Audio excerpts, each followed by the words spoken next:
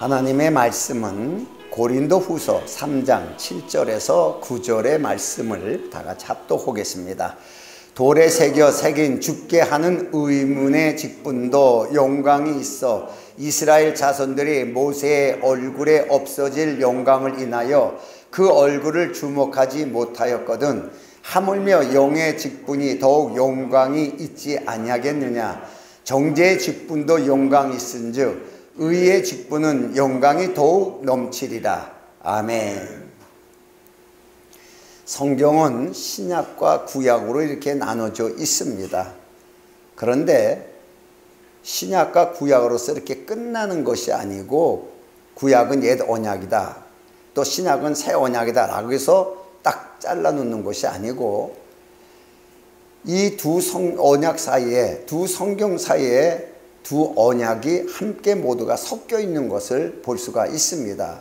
다시 말해서 구약에는 새 언약에 대한 말씀이 많이 들어있고 또 신약에도 옛 언약에 대한 말씀이 많이 들어있는데 구약에서는 옛 언약으로의 나아가는 진보적인 역할을 말씀을 통하여 하셨고 신약에서는 옛 언약이 들어있는 것은 그 옛 언약 가운데로 다시 돌아가지 말라는 경계의 말씀으로 언약이 들어있습니다.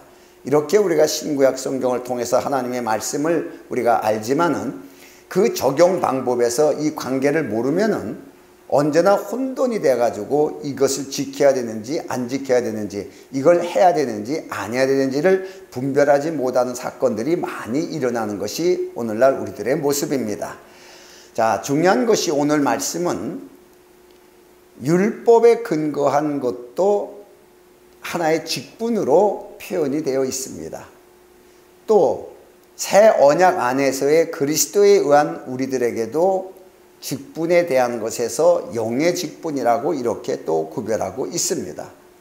그러니까 율법에 대한 직분, 영에 대한 직분, 이 두 직분 사이에서 율법에 근거한 직분도 잠시 사라질 것이지만 영광이 비쳤으나 이 영에 대한 직분은 넘치리라 하듯이 계속 진행되고 계속 끊임없이 나타나는 이런 표현을 오늘 본문은 말씀하고 계십니다.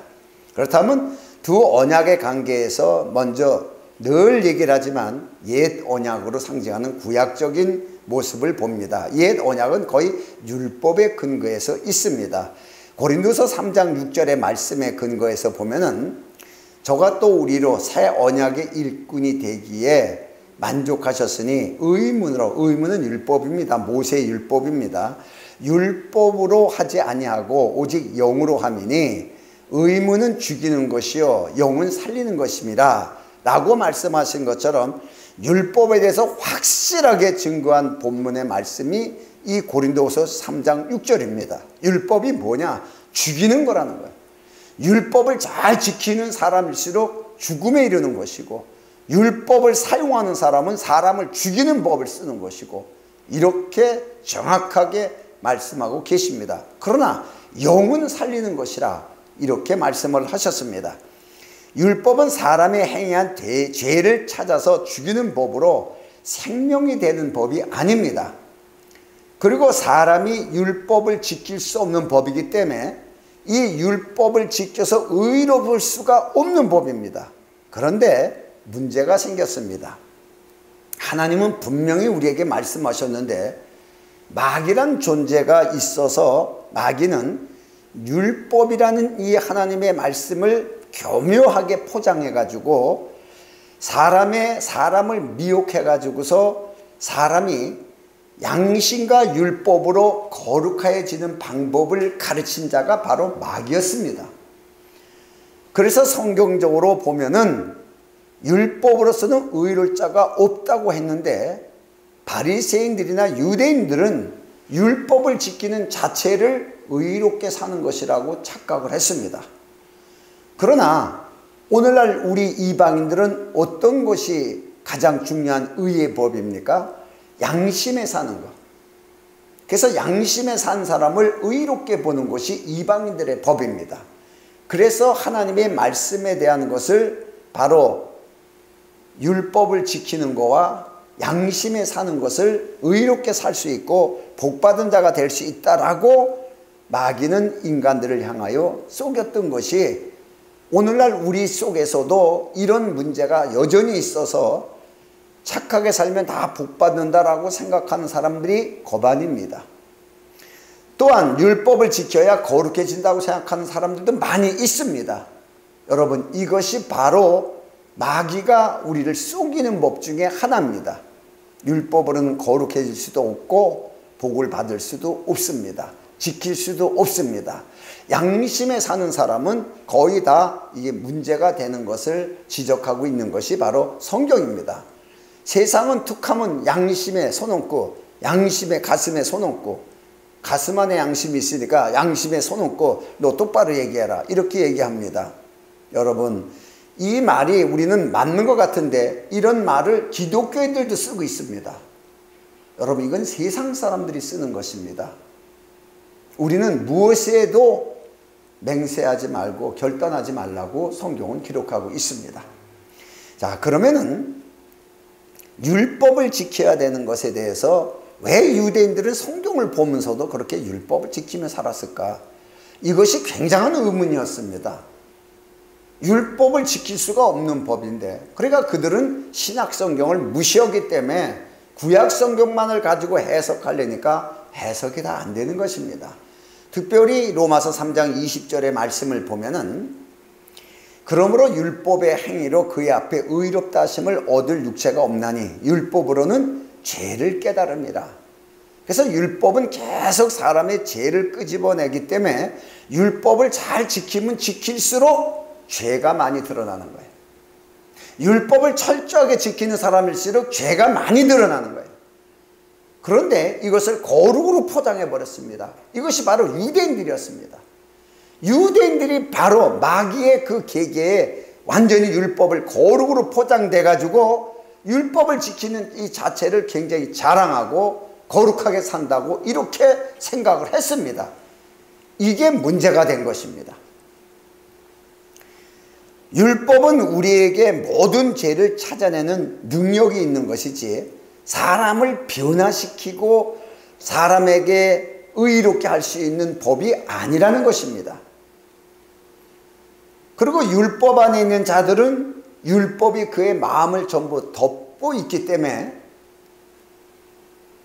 참된 하나님의 말씀을 알아들을 수가 없습니다. 그래서 성경에는 고린도서 3장 15절의 말씀을 보면은 오늘까지 모세의 글을 읽을 때 수건이 오히려 그 마음을 덮었도다. 그러니까 구약 성경 모세 오경을 읽으면서도 그 율법에 대한 거룩함으로써의 이들은 행위를 나타내고 있다 보니까 구약 성경에 전부 수건 쓴 얼굴로 보기 때문에 구약 성경에서 무엇을 말씀을 하시는지 이걸 못 깨달았다는 뜻입니다. 성경을 제대로 보지도 못하고 깨달을 수도 없는 자들이 율법을 지키면서 거룩하게 하겠다고 행위의 법을 내세우고 있는 것이 바로 유대인들의 삶이었습니다. 특별히 그 율법이라는 자체로 사람의 행위를 내세우는 것으로 율법에 근거한 행위는 수건 덮은 얼굴이 되는 거예요. 그래서 성경에도 데살로니가 후서 1장 8절의 말씀을 보면은 하나님을 모르는 자들과 우리 주 예수의 복음을 복종치 않는 자들에게 형벌을 주시리니 라고 하나님은 은혜의 하나님인데도 불구하고 여기서 단호하게 잘라서 말씀을 하십니다. 하나님을 모르는 자, 복음이 무엇인지를 깨닫지 못하는 자 형벌 주시겠다. 거기에 대한 대가를 지불하겠다는 거죠. 그럼 우리는 다 말로만 복음이라고 합니다. 말로만. 정말 복음이 복음되기 위해서 하나님의 역사성과 성령의 역사성과 진리의 역사를 우리가 체험하지 않고 그냥 신약 성경 떠들어서 복음이라고 그러고 선포하면서 실제적으로는 사람의 행위를 가르치고 그것을 무슨 거룩된 표로 이렇게 말하는 것이 오늘날 우리들의 문제가 되었던 것은 사실입니다.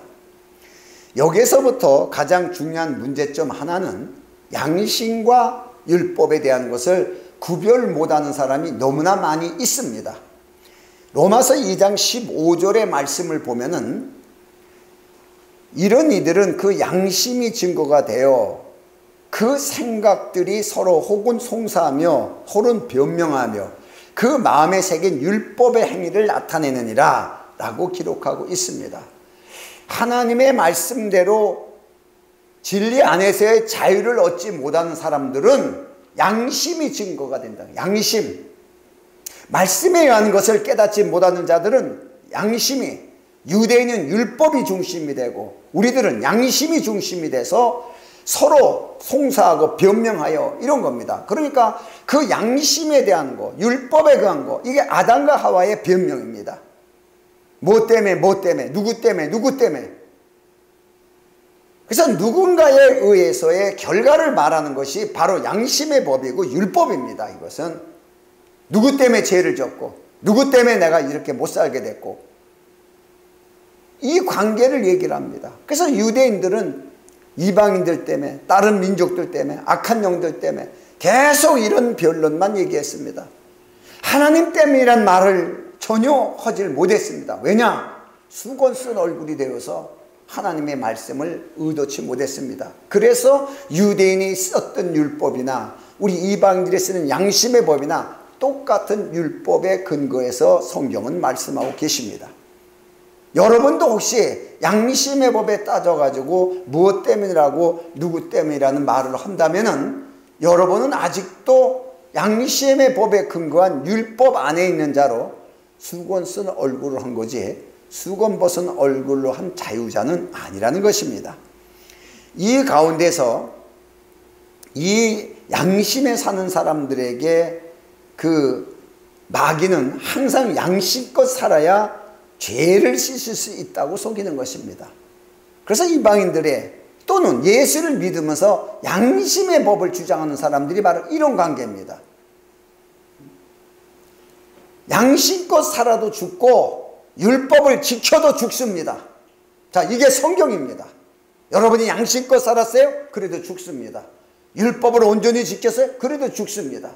여러분 율법을 온전히 지켰다고 그것은 어려서부터 내가 다 지켰나이다 라고 자신있게 예수님 앞에 나온 율법사가 있었습니다. 그러나 예수님 뭐라고 지적합니까? 그러나 부족한 것이 하나가 있다. 다시 말해서 양심과 율법은 우리에게 온전함을 줄 수가 없는 법입니다. 언제나 부족함이 있습니다. 로마서 7장 18절의 말씀을 보면은 내 속에 곧 내 육체에 선한 것이 거하지 아니하는 줄을 아노니 육체의 법이 뭡니까? 율법입니다. 육체의 행함이 육체가 죽으면 율법은 그 사람에게 대해서 적용할 수 있는 힘이 없습니다. 육체의 법입니다. 그러나 이 육체를 가진 육체 안에는 선한 것이 없다는 거예요. 선한 것이. 그래서 원함은 내게 있으나 내 마음은 그것을 선을 원하고 하고 싶으나 선을 행하는 것은 없도다. 하지 못한다는 얘기예요. 매우 큰 지적 중에 하나입니다. 우리는 내가 마음 먹고 내가 선한 일을 하고 하나님 일을 열심히 하면 된다라고 말하지만은 인간 속에서 있는 기능을 가지고 얘기하는 것이 아닙니다. 여러분 성경은 인간 안에 있는 양심의 법에 근거한 선과 하나님의 선에 대해서 구별을 하고 있는데 이 선이라는 것이 이 구별이 안 되고 포장돼 버렸습니다. 포장돼 버리니까 무조건 구제하고 남한테 잘하고 그러면 이게 다 선행으로 복받는다 라고 말하는 것이 바로 구제의 원칙주의고 복지주의가 된 것입니다. 여러분 복지라는 것을 중세시대 때도 많이 했었습니다. 여러분 우리가 착한 일을 해서 복을 받을 수 있을 것 같으면은 예수님이 오셔서 십자가에 죽을 이유가 하나도 없이 착한 일을 하라고 가르치죠. 그래서 모세의 가르침을 그렇게 배웠던 것입니다. 바리새인들이, 유대인들이. 그래서 죄 안 짓고 살고 죄 안 짓고 사는 것을 선으로 생각했고 이웃에게 좋은 일을 하는 것을 선으로 생각해서 율법을 가르치면서 복받게 가르쳤다. 이렇게 해야 복받는다. 율법을 지켜야 복받는다. 이렇게 이웃을 위해서 아주 복 있는 말씀을 가르쳤기 때문에 바리새인들은 복받는 사람이라고 생각했습니다. 오늘날도 이웃에 대해서 복받으라고 율법을 가르치면서 그걸 복음이라고 생각하는 사람이 있습니다. 여러분, 그러면 바로 바리새인이 되는 것입니다. 예수님은 그렇게 하지 않았습니다. 그렇다면 새 언약의 관계에서는 성경은 뭐라고 또 말씀하시냐 그러면 갈라디아서 4장 5절 이하의 말씀을 보면은 율법 아래 있는 자들을 속량하시고, 제일 중요한 게 양심의 법에 있는 자들, 율법에 있는 자들, 우리 같이 봐야 됩니다. 우리는 이건 유대인들에서 율법을 지키는 자들에 대해서 쓴 거기 때문에 하지만 우리는 예수 믿기 전에 모세오경과 전혀 상관이 없었습니다. 그러나 우리는 양심에 살았습니다. 그래서 양심과 율법은 동격입니다. 그래서 율법 아래에 있는 자들을 속량하시고 우리로 아들의 명분을 얻게 하려 하심이라. 너희가 아들인 거로 하나님이 그 아들의 영을 우리 마음 가운데 보내서 아버지라 부르게 하셨느니라 라고 말씀하신 것처럼, 인간의 율법을 지키는 행위와 양심에 산 이 행위로는 구원을 받을 수도 없고 하나님의 아들이 될 수도 없고 하나님을 아버지라고 부를 수도 없다는 사실입니다. 누구의 행위 때문에? 그리스도의 행위 때문에. 그리스도로 인해서 완벽하게 사람의 어떠한 선한 행실조차도 완전히 무시해버리는 거예요. 왜? 인간 안에 선을 행할 수 있는 것이 없기 때문에 하나님은 인간 안에 우리를 통해서 선을 행하라고 가르치지 않은 것입니다. 왜? 할 수 없기 때문에. 그 선을 행할 수 있는 유일하신 분이 죄 없는 자로 오신 예수 그리스도이십니다. 그래서 그리스도만이 하나님의 일을 할 수 있고 선을 행할 수가 있는 것입니다. 그래서 성경은 히브리서 8장 10절의 말씀을 보면은 주께서 가라사대 그날 후에 내가 이스라엘 집에 세울 언약이 이것이니 라고 에레미야서 33장 31절 이하에 있는 말씀을 바로 히브리서에 적용하고 있습니다. 내 법을 저희 생각에 두고 저희 마음에 이것을 기록하리라. 나는 저희의 하나님이 되고 저희는 내 백성이 되리라. 자, 이 약속을 이루기 위해서 그리스도가 오셔서 우리의 죄를 속량하여야 가능하다고 성경은 말씀하고 계십니다. 다시 말해 새 언약은 이미 그리스도가 성취하신 언약입니다. 이 성취하신 언약을 우리 마음에 기록하기 위해서는 바로 성령이 우리의 마음에 오셔야 됩니다. 성령이 오시지 않고는 이건 기록할 수가 없습니다. 성령이 오셔서 그 이 말씀을 우리에게 깨닫게 하시고 알게 하시고 지키게 하신다고 성경은 기록하고 있습니다. 그러나 성령으로서 와서서 우리에게 인쳤다고 하는 것은 우리가 하나님의 이름으로 인침받은 것으로 그동안 쭉 알았지만은 사실은 도장 찍듯이 인쳤다는 것은 새 언약의 완성을 얘기하고 있어요. 새 언약에 대한 사실을 우리에게 완전히 인쳤다 이렇게 생각해도 틀린 것은 아닙니다. 그래서 이 마음판에 쓴 언약, 고린도서 3장 3절의 말씀을 보면은 너희는 우리로 말미암아 나타난 그리스도의 편지니, 그러니까 그리스도께서 쓰신 거라는 거예요. 이는 목으로 쓴 것이 아니요 오직 살아계신 하나님의 영으로 한 것이며 오직 돌비에 쓴 것이 아니라 오직 육에 신비에 한 것이라. 우리 마음에 쓴 거라는 거예요. 누가 쓰세요? 그리스도 편지니 그리스도께서 쓰셨는데 그리스도께서 어떻게 쓰셨냐? 하나님의 영에 의해서 이것을 쓰신 것이다 라고 말씀하시면서 그리스도란 것은 육체를 가지고 이 땅에 하나님의 사역을 하기 위해서 오신 분이 바로 그리스도입니다. 그리스도란 것은 직분입니다.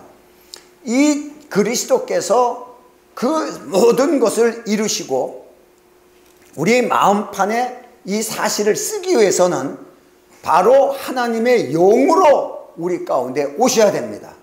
그래서 그 우리 가운데 오신 성령을 그리스도의 영이라고 말씀하고 계십니다. 그래서 그리스도가 쓰신 것입니다. 그리스도의 영이기 때문에 이 말씀에 근거하면은 이 관계를 모르니까 새 언약이 완벽하게 우리 마음에 새겨지고 썼다는 사실을 알질 못하니까 여전히 율법에 근거해서 죄짓지 않고 사는 것을 복받는 자라고 생각해서 율법 안에 묶이는 사람이 있고, 또는 이 사실을 제대로 모르니까 그냥 예수만 찾고 은사만 찾는 이런 낮은 속에 매여 있는 사람들이 있습니다.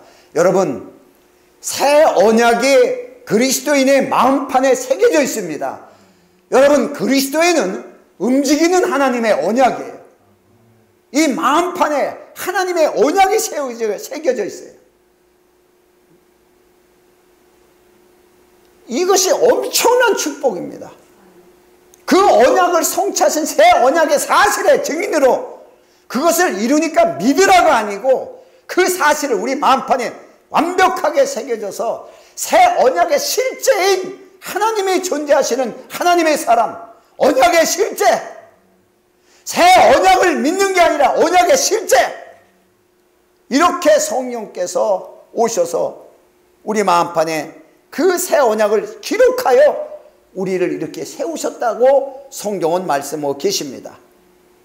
그래서 데살로니가전서 2장 12절의 말씀을 보면은, 이는 너희를 부르사 왜 마음판에 새기게 했느냐, 너희를 부르사 자기 나라와 영광에 이르게 하시는 하나님께 합당하게 행하게 하려 하심이라. 다시 말해서 하나님의 영광을 위해서 살게 하려 하십니다, 이 뜻입니다. 사람이 죄를 범하여 하나님의 영광에 이를 자가 하나도 없었더니, 하나도 없었어요. 선을 행할 자도 하나도 없었더니 의인이 없나니 하나도 없었더라. 이게 모두가 죄에 대한 근본 안에서 자랐던 우리는 하나님의 선을 행할 수도 없고 하나님의 영광에 이를 수도 없고 아무것도 하나님을 볼 수도 없는 이런 상태의 우리였으나, 그리스도의 대속의 제물로 인하여 비로소 하나님과의 관계가 이루어지기 시작하면서 이제는 그리스도의 영으로 말미암아 이제는 그 새 언약이 우리 마음판에 인쳐서 새 언약의 사실로 하나님이 우리를 보고 계시는 것입니다. 우리를 볼 때 무엇을 봅니까? 새 언약을 봅니다. 그 새 언약은 하나님의 영원히 우리의 하나님이 되시고 우리는 하나님의 아들이 되고 죄에 대하여는 죄를 기억지 않는 법입니다. 이 사실이 우리 마음판에 새겨져 있습니다. 이것 때문에 그리스도가 이루신 이 새 언약 때문에 이 언약이 우리 마음판에 새겨져 있기 때문에 하나님은 우리의 죄를 약속대로 보지 않는다는 것입니다. 문제는 이렇게 완벽하게 이루어 놓았는데도 불구하고 우리들이 실수할 때가 있고 죄를 질 때가 있습니다. 여기에 대해서 성경은 두 가지를 경계해야 될 두 가지에 대해서 말씀하고 계시는데, 그것이 바로 마귀의 유혹과 율법입니다. 마귀의 유혹에 걸려들면 안 되고 율법으로 돌아가도 안 되고 딱 두 가지입니다. 이것을 성경은 말씀하고 계시는데, 먼저 디모데전서 4장 1절의 말씀을 보면, 그러나 성령이 밝히 말씀하시기를 후일에 어떤 사람들이 믿음에서 떠나 미혹해 하는 영과 귀신의 가르침을 쫓으리라 하셨으니 라고 말씀하십니다. 믿음에서 떠나서, 믿음 있는 사람들이에요. 근데 이 믿음 있는 사람들이 나중에는 믿음을 다 떠나는데, 그게 왜 그러느냐, 미혹해 하는 영과 귀신의 가르침을 받아서 바뀐다는 얘기입니다. 여러분, 이 말씀에 대해서 여러분은 아마 즉시 거부 반응을 할 것입니다. 무슨 소리야, 나는 열심히 예수 믿는데, 나는 미혹의 영이 여지껏 예수 10년 20년 믿으면서 나는 거기에 가본 적도 없고 떠나본 적도 없어, 난 교회를 열심히 다녔는데 라고 아마 여러분은 생각할지 모릅니다. 그런데 마귀는 그렇게 쉬운 존재가 아닙니다. 마귀란 존재가 왜 우리를, 여기 성경은 미혹해 하는 영과 귀신의 가르침, 이 두 가지를 이렇게 얘기했는데 이렇게 된다고 말씀을 하셨습니다. 그렇게 한다고. 근데 우리는 안 한다고 얘기를 합니다. 할 수밖에 없는 게 뭐냐 그러면, 이들이 하나님의 말씀을 빌미 삼아서 다 속이고 들어오는 거예요. 하나님의 말씀을 교묘하게 포장돼 가지고 속이고 들어오는 겁니다. 그래서 우리가 다 속아 넘어가는 겁니다. 그런데 속은 사람이 속은 걸 모르니까 속았다고 생각하지 않는 것입니다. 여러분, 보이스피싱에 그냥 걸려드는 사람은 그 사실이 이미 속았는데도 속았다고 생각하지 않고 돈을 막 찾아가지고서 얼른 막 신고도 못하고 주는 이런 사건들이 엄청나게 많은 것이 있습니다. 그러나 그 중에 똑똑한 사람들은 오히려 그 사건을 통해서 신고해야죠. 보이스피싱 한 사람들을 잡는 이런 사건을 가진 사람도 있습니다. 지혜로운 자냐 미련한 자냐 똑같은 사건인데 어차피 속이는 건데 속이는 것을 아는 사람과 속이는 것을 알지 못하는 사람의 차이는 엄청난 차이예요. 하나는 자기 것을 지킬 수 있고 하나는 있는 것을 빼앗기는 이 사건이 오늘날 우리의 현실입니다. 여러분, 보이스피싱에 걸려가지고 돈을 빼앗기는 것도 억울하겠지만은 기독교인들이 마귀의 유혹에 걸리면 하나님이 주신 것을 잃어버립니다. 하나님이 주신 권리를 잃어버려요. 주권을 잃어버려요. 엄청난 걸 잃어버리는데도 하나님의 말씀대로 살았다고 이렇게 바리새인들처럼 자기를 포장하고 주장할 때가 있다는 것입니다. 이게 성경의 지적입니다. 그러나 유대인들 예수님이 오셨을 때 그들이 어땠습니까? 율법을 지키고 살았습니다. 어렸을 때부터. 그것이 자랑스러웠습니다. 하나님의 섭리를 사는 것이. 예수님이 오셔서 뭘 지적했습니까? 너희는 첫째 성경도 알지 못하는도다. 둘째, 이미 너희는 수건 쓴 얼굴이다. 셋째, 너희는 이미 마귀에게 속했다. 이걸 지적했습니다. 마귀의 유혹에 귀신의 가르침에 이미 넘어갔다는 자들이에요. 근데 이들은 전혀 거기에 동의하지 않았습니다. 로마서 7장 11절에 매우 중요한 말씀이 나옵니다. 죄가 기회를 타서 계명으로 말미암아, 계명, 율법입니다. 계명으로 말미암아 나를 속이고 그것으로 나를 죽였는지라. 매우 중요한 말씀이 딱 한 구절 나오는데 이게 결론입니다. 율법에 대한 결론. 율법이 뭐냐? 우리를 속이는 법이에요. 마귀는 하나님이 주신 율법을 통하여 우리를 속이게 되어 있습니다. 그래서 예수님도 그렇게 속였습니다. 광야에서 금식하셨을 때 떡 만들어 먹으라고 사람에게 가장 필요한 유혹을 던졌습니다. 배고픈 자에게 필요한 것은 떡입니다. 그러나 예수님은 하나님의 말씀으로 이걸 뒤집었습니다. 사람이 떡으로만 사는 것이 아니요, 떡은 필요하지만 그건 두 번째다. 먼저 하나님의 입에서 나오는 모든 말씀으로 살 것이니라. 자, 이렇게 말씀하셨습니다. 이렇게 속입니다. 가장 합당하게 썩입니다. 그러니까 새 언약 안에서도 새 언약을 이미 예수님이 이루어 놓은 것을 압니다. 그런데 마귀는 새 언약에서도 계명을 지키라고 예수님이 하셨기 때문에 계명을 지켜야 된다라고 우리를 또 유혹합니다. 그러니까 여기에 쏘가 넘어간 사람이 모세의 율법보다 예수님이 명한 새 계명이 더 강력한 법이다. 모세의 율법은 육신의 법만 정했지만 예수님께서는 마음의 법까지 적용해서 더 큰 법이다. 이렇게 해서 마음까지 정결해야 된다고 가르친 자들이 꽤 많이 있었습니다. 이들은 하나님의 말씀을 분명히 가르친다고 가르치지만 전부 다 마귀에게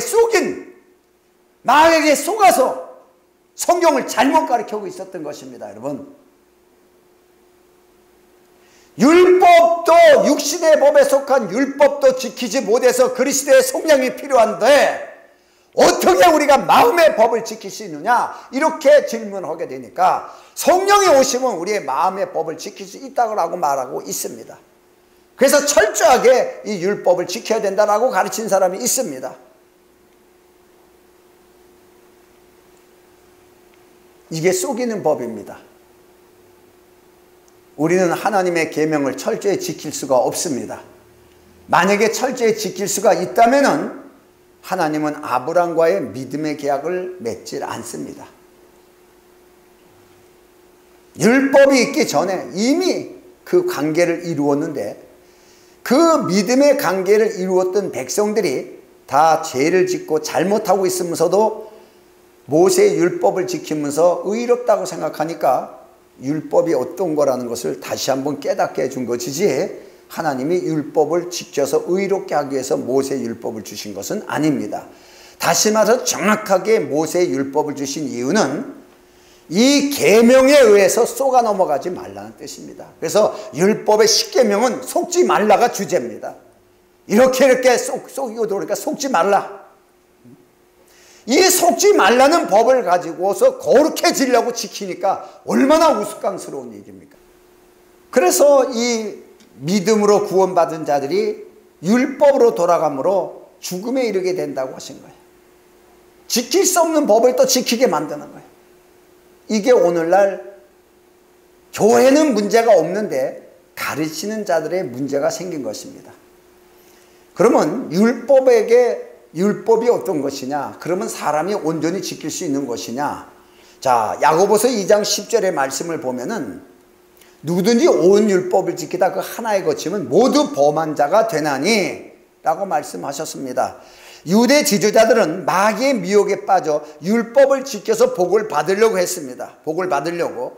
그러나 율법을 지키다 하나만 어겨도 율법을 어긴 게 되어서 사람이 율법으로 복을 받는 건 완벽하게 불가능한 것입니다. 불가능한 거예요. 불가능한 법을 지켜서 복 받는다고 생각하고 있고 거룩해지고 있다고 생각했던 자들이 바리새인과 서기관들이었습니다. 얼마나 잘못된 것이에요. 여러분, 오늘날도 많은 사람들이 교회에 처음에 오면은 구원받았다면서 구원받고 나서 어떻게 해야 거룩하게 사냐 해서 거룩하게 사는 방법을 가르쳐 줍니다. 여러분, 거룩하게 사는 방법이 없습니다. 그리스도께서 우리를 거룩하게 하시는 것이지, 인간의 어떤 방법으로 거룩해지고 어떤 방법으로 의에 이를 수가 있어요? 모든 것이 믿음입니다. 믿음으로 의에 이르게 하시고, 예수를 믿음으로 말미암아 예수께서 내가 너희를 온전히 거룩하게 너희를 씻겼다. 그리스도에 의한 결과를 말씀하고 계십니다.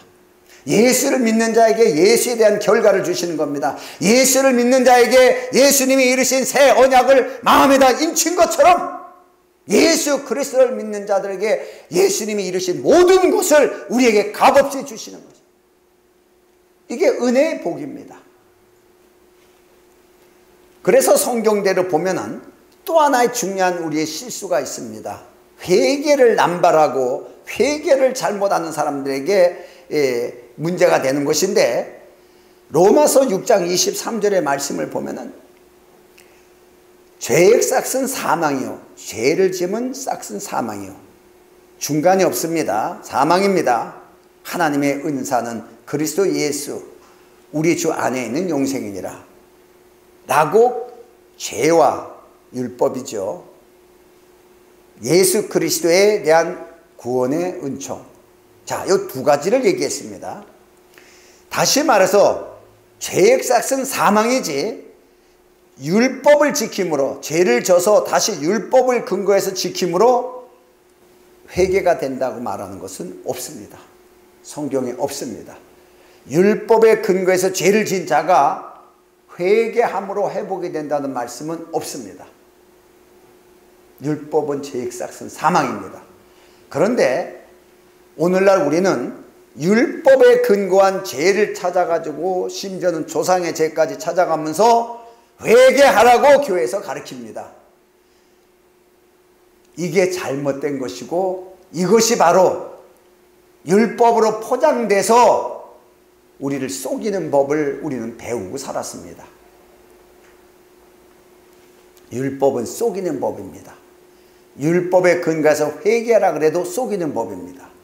여러분, 성경이 말씀하시는 회개는 예수 믿는 것입니다. 만일 여러분이 예수를 믿는다면 여러분이 이미 회개한 자들입니다. 회개한 자들이에요. 그런데 또 죄를 지면 또 회개하라고 한다면 예수 그리스도의 죄의 대속은 거짓이 되어버립니다. 여러분의 회개는 여러분의 자신이 회개하라니까 회개를 했어요. 이 회개는 자체가 그리스도의 영원한 대속을 부정하는 고백이 됩니다. 여러분이 이거 엄청난 잘못이에요. 이게 다 속아버리는 거예요. 엄청난 큰 문제인데 우리는 문제라고 생각하지 않습니다. 회개했으니까 이제 복 받겠지 라고 말합니다. 여러분이 정말 죄에 대해서 회개를 했다면 여러분 그리스도의 완전한 대속을 무시하는 거예요. 그러면 또 반대 의론을 제기하는 사람이 있습니다. 그럼 회개 안 해도 되느냐? 회개 안 해도 되냐? 이렇게 말하는 사람은 회개가 뭔지를 몰라서 묻는 것입니다. 여러분, 예수를 믿는다면 성경이 말하는 회개는 우리에게 해당이 없습니다. 우리는 스스로 우리의 잘못을 고백하면 됩니다. 그런데 우리는 여전히 회개를 남발하고 있는 사실을 많이 봅니다. 자, 그래서 율법에는 회개가 없습니다. 이게 결론입니다. 죄액사은 사망이요, 율법에는 회개가 없다. 뭘 회개합니까? 없습니다. 그러면 회개하라는 사람이 어디에 근거해서 회개하라는 겁니까? 율법에 근거해서. 율법에 근거해서 죄를 찾아서 회개하라는 것입니다. 율법에는 회개가 없습니다. 그렇게 말하는 사람도 속는 것이고, 여러분이 그렇게 따라서 회개한다고 했다면 여러분도 속은 것입니다. 요한복음 3장 30절의 말씀을 보면은 세례 요한이라는 사람, 다시 말해 침례 요한이 예수님에 대해서 말씀을 하셨습니다. 그는 흥하여야 되겠고 나는 쇠하여야 하리라. 자, 이렇게 말했습니다. 침례 요한은 율법에 근거해서 내려온 율법의 직분자였습니다. 제사장이 없고 율법의 전통적인 그 직분을 가지고 온 율법의 직분이었습니다. 그 율법의 직분자였고, 예수님은 영의 직분으로 오신 분입니다. 말씀이 육신되어 우리 가운데 오신 영의 직분을 가지고 오신 그리스도입니다. 여러분, 그리스도라는 것은 하나님이 기름 부은 자로, 하나님이 직접 기름 부은 자로 영의 직분자라는 뜻입니다. 그래서 그리스도는 영의 직분으로 오셨고, 세례 요한은 율법의 직분을 가졌습니다. 여기에서 중요한 것이 이 율법을 지키는 바리새인들의 큰 실수가 뭐냐 그러면, 율법은 사람을 죽이는 법인데 이 사람을 죽이는 법을 오히려 자기네들이 지킴으로 거룩해지겠다고 생각했던 것이 정말 엄청난 오류를 범한 것입니다. 그러니까 예수님께서 그 말씀을 하는 거예요. 너희가 성경대로 모세의 율법대로 지키고 있지만 너희가 성경을 알지 못한다. 이 성경에 대해서는 다 내게 대한 증거니라. 신약도 내게 대한 증거, 구약도 내게 대한 증거, 하나님 말씀 모두가 내게 대한 증거니라. 이걸 몰랐던 것이에요. 왜 몰랐냐? 무식해서? 안 배워서? 아니죠.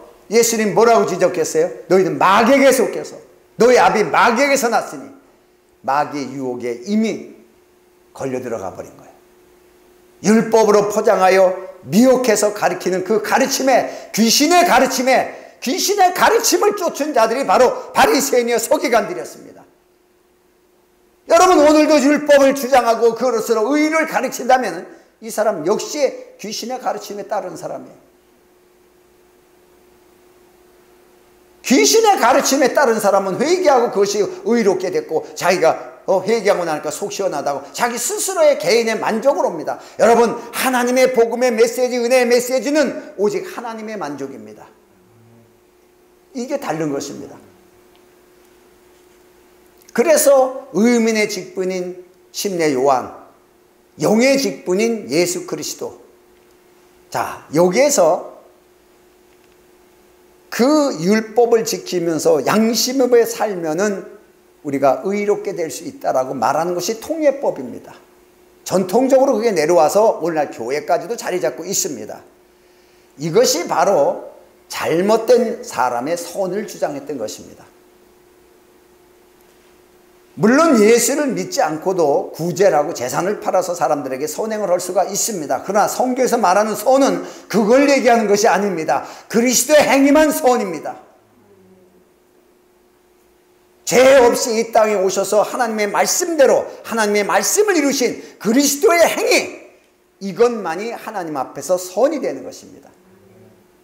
우리는 이것을 믿음으로 말미암아 우리를 선하게 보는 것이고 그 말씀을 증거하는 것을 선으로 보는 것입니다. 자, 이 관계에서 사람들은 인간의 선과 행실을 나타내는 사람들이 잘못하는 것이 뭐냐 그러면 회개입니다. 그래서 이런 사람들은 자기의 행실을 주장하고 자기 죄 안 짓고 하나님이 축복하셨다고 자기 행실을 주장하는 사람들은 사람에게 대하여 계속 회개를 주장하게 되어 있습니다. 이것이 바로 침례 요한의 실수였습니다. 성경에 보면은 마태복음 3장 6절의 말씀을 보면은 세례 요한의 메시지를 듣고 자기들의 죄를 자복하고 요단강에서 그에게 침례를 받더니 많은 사람들이 가서 세례 요한에게 가가지고 침례 요한에 가지고 침례를 받았습니다. 왜? 독사의 자식들아 해가면서 너희가 하나님의 다가올 진노를 누가 피하라 하더냐, 회개하지 않으면 다 죽는다, 이런 식으로 메시지를 전했습니다. 그러니까 다 가서 회개하기 위해서 가서 침례를 받은 것이에요. 여러분, 요한의 침례는 회개의 침례라고 볼 수가 있지만은 여러분, 요한의 침례를 받았다고 해서 회개가 되는 것이 아닙니다. 여러분, 그러니까 바리새인들은 요한의 침례를 받지 않습니다. 왜 그러냐? 자기는 율법을 지키면 거룩하다고 하니까. 바리새인처럼 율법을 지킴으로써도 거룩해질 수 없는 것이고 요한의 침례를 받았어도 거룩해질 수 없는 것입니다. 진정한 회개는 그리스도로 돌아오는 것입니다. 그리스도께로 가는 것이에요. 이런 잘못된 것을 침례 요한이 계속 저지르고 있으니까 하나님이 걷어가 버리신 거예요. 더 이상은 안 되겠다, 놔둬서는 안 되겠다, 걷어가 버린 거예요. 이렇게 실수를 합니다. 왜냐?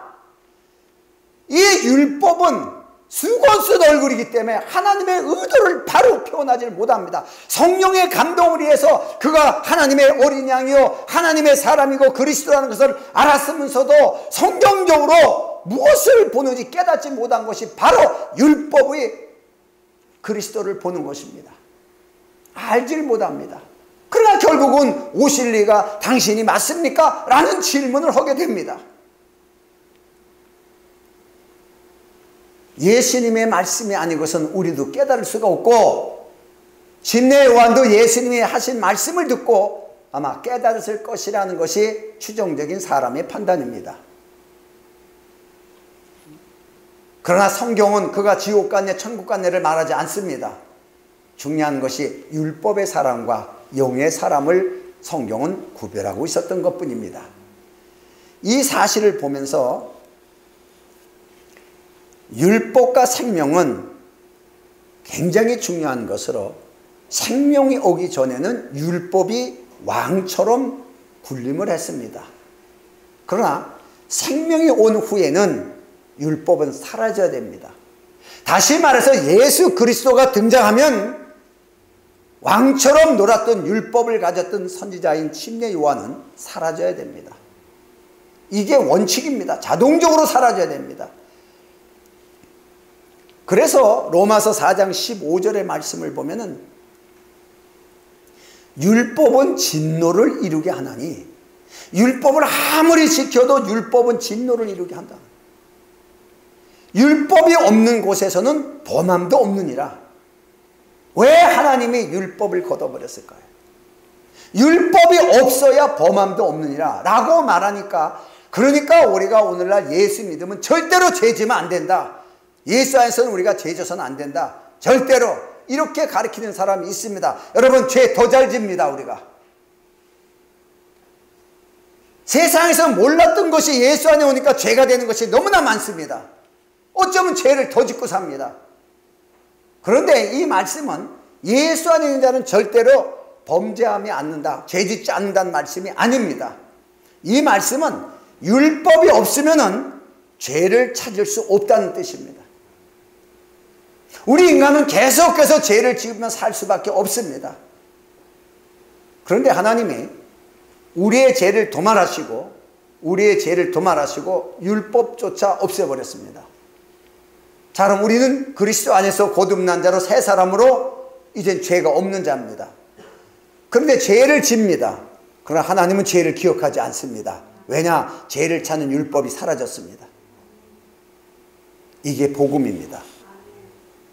무엇을 행해서 우리가 복을 받을 수 있다고 얘기하는 것이 아니라 이렇게 완벽하게 해놓고서 너희가 믿기만 하라. 믿음에 의한 아브라함에 관계된 복. 누구든지 믿음으로 말미암는 자는 예수를 믿기만 하면 아브라함과 약속된 복을 받는 자니라. 약속의 복을 연결시켜 버렸습니다. 믿음의 복을 완벽하게 그리스도의 구속으로 말미암아 이뤄 놓았습니다. 그러나 아직까지 깨닫지 못하고 여전히 죄 가운데 싸우고 있는 것이 바로 우리들입니다. 이것이 바로 마귀에게 속는다는 것입니다. 계속해서 마귀에게 속고 있다는 것입니다. 오늘 주제가 바로 그겁니다. 율법에 대해서 알면 얼마나 아냐 얘기야. 철저하게 율법에 대해서 가르친 바리새인과 서기관들이 마귀에게 속은 자라는 것입니다. 율법은 우리에게 속이는 법입니다.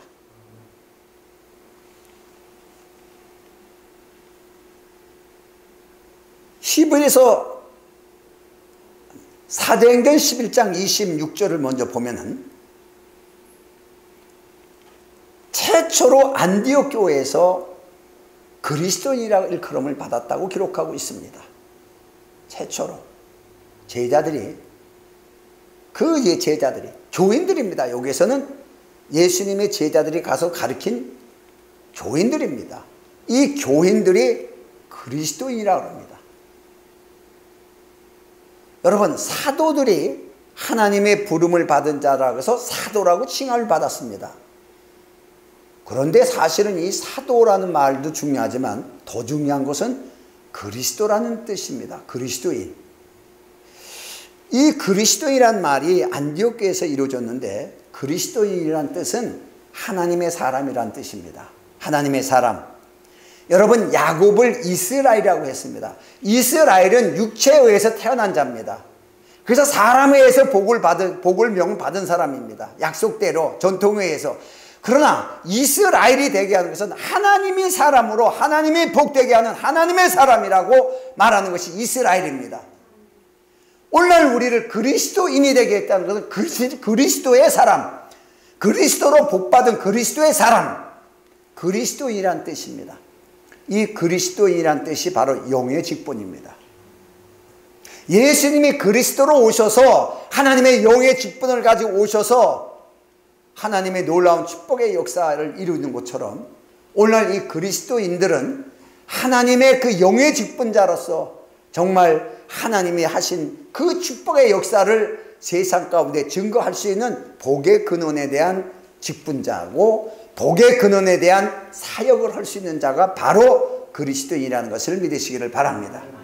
단순히 예수 믿으니까 그리스도인이라는데 그리스도인이라는 이 사실이 어떻게 해서 이루어졌는가는 매우 중요한 사실입니다. 그래서 이 그리스도의 직분을 가진 자들에게는 항상 성령의 법이 우리 안에 있습니다. 성령이 우리 마음에서 새 언약을 인쳤다고, 새 언약을 기록했다고 조금 전에 말씀을 들었습니다. 그래서 로마서 8장 1절의 말씀대로 그러므로 그리스도 예수 안에 있는 자에게는 결코 정죄함이 없나니, 자유자라는 것이에요. 바로 2절에는 죄와 사망에 벌써 너를 해방해내라. 자유자라는 거예요. 자유자. 이 자유는 권리 있는 사람이라는 권리. 세상에 있는 권리를 우리에게 모두 넘겨준 하나님의 권리를 받은 자. 야곱에게 이스라엘이라고 해가지고서 모든 축복의 권리를 주어서 이스라엘이 자기 아들들에게 12지파가 되게 해서 왕이 되게 만드는 축복의 역사를 이룬 것처럼 예수님께서는 그리스도로서의 이 땅에 오셔서 하나님의 권리를 가진 자로서의 율법을 이루시고 모든 걸 완벽하게 이루신 후에 우리를 그리스도인 되게 하셨습니다. 다시 말해서 하나님의 복된 자로, 하나님의 나라요, 하나님의 제사장이요. 야곱이 이스라엘에 대해서 자기 자식들을 나라로 세운 것처럼 예수님은 자기 제자들을 나라로 세우고 제사장으로 세우는 것이 바로 이것이 그리스도인입니다.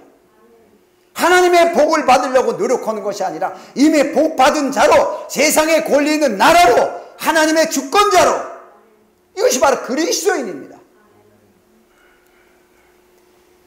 그래서 성경은 생명의 법 안에 있는 자를 율법이 결코 주관할 수 없다는 것입니다. 만일 율법이 주관한다면 마귀에게 속은 것이라는 거예요. 마귀에게 속지 말라. 야고보서 1장 16절의 말씀에 근거해서 보면은 결론이 뭡니까? 너희가 속지 마라. 속지 말라는 거예요. 속지 말라. 우리는 뭘 속고 있는지를 알지를 못합니다. 문제는 마귀가 어떻게 우리를 속이는지를 모르고 있습니다. 죄를 짓게 만드는 것만 마귀 역사라고 자꾸 가르칩니다. 여러분, 죄를 짓게 하는 거 우리 다 알고 있습니다. 아니야, 예수 안 믿어도 양심의 법이 압니다. 율법을 가진 자도 압니다. 죄를 짓는 거는. 마귀는 그렇게 다 아는 걸 속이는 것이 아닙니다. 바로 말씀을 가지고 속이는 것입니다. 말씀을 가지고. 예수님 시대 때부터 율법과 양심의 근거에서 사는 사람들은 모두가 다 마귀에게 속은 자들입니다. 우리도 중요한 것이 하나님의 은혜에 산다고 하면서도 은혜는 모든 것을 돕는 것입니다. 은혜에 산다 그러면서도 사람에게 회개를 강요하는 것은 첫째 문제가 되고, 은혜에 산다면 모든 사람 죄를 덮어버려야 됩니다.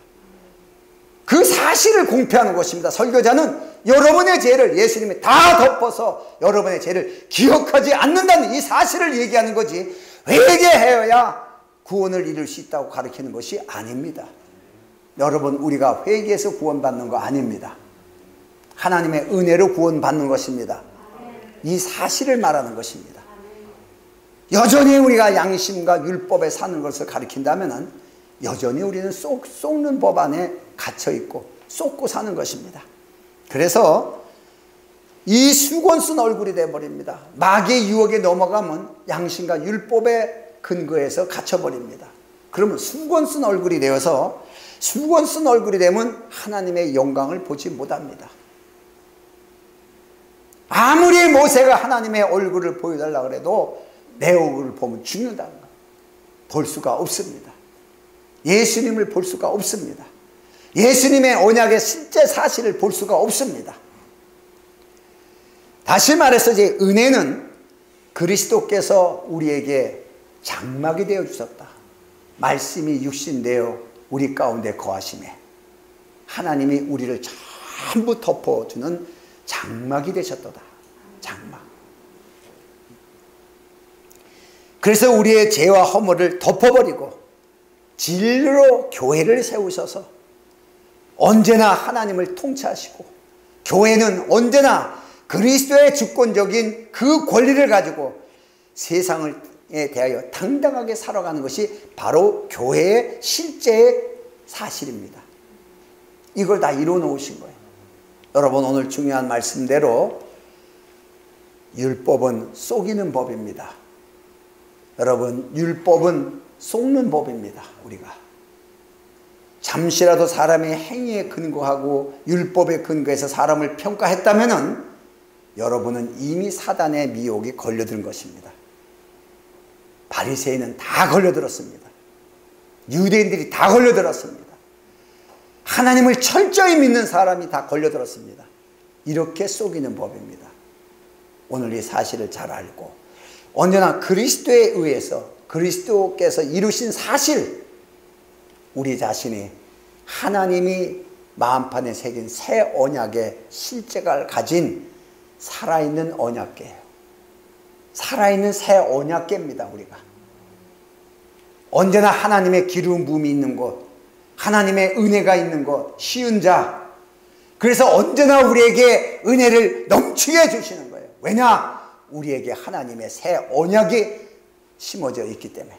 하나님은 우리에게 쉬운 자에서 베푸는 은총처럼 은혜를 베풀어 주시는 겁니다. 자, 기도합니다.